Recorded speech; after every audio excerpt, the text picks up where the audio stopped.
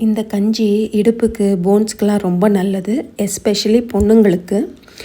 சில சமயம் நமக்கு பிரேக்ஃபாஸ்ட் செய்யறதுக்கு நேரம் இருக்காது, நிறைய வேலை இருக்கும். அப்போ இந்த கஞ்சி மாவை ரெடி பண்ணி வச்சுக்கிட்டோன்னா குயிக்காக 5 நிமிஷத்தில் மொத்த குடும்பத்துக்கும் பிரேக்ஃபாஸ்ட் ரெடி பண்ணிடலாம். அதுக்கு முதல்ல கருப்புளுந்து எடுத்துக்கோங்க, முழுசு இல்லாட்டா பாதியாக உடச்சது கூட எடுத்துக்கலாம். தண்ணியில் களைஞ்சிட்டு ஒரு நாள் வெயிலில் காய வச்சுட்டு அதுக்கப்புறம் இந்த மாதிரி வானலியில் போட்டு நல்லா வறுத்துக்கோங்க.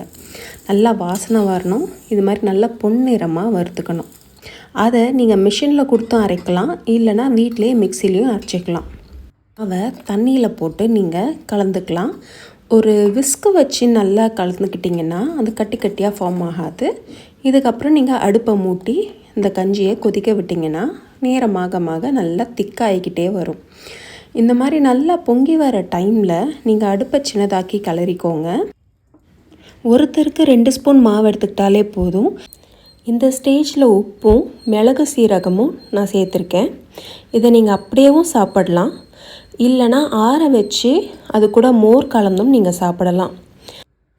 இல்லாட்டி உப்பு மிளகு சீரகம் இதெல்லாம் சேர்க்காம நாட்டு சர்க்கரையும் தேங்காய் பூவும் சேர்த்து கூட நீங்கள் சாப்பிடலாம். ரொம்ப ஃபில்லிங்காகவும் இருக்கும், ரொம்ப ஹெல்த்தியான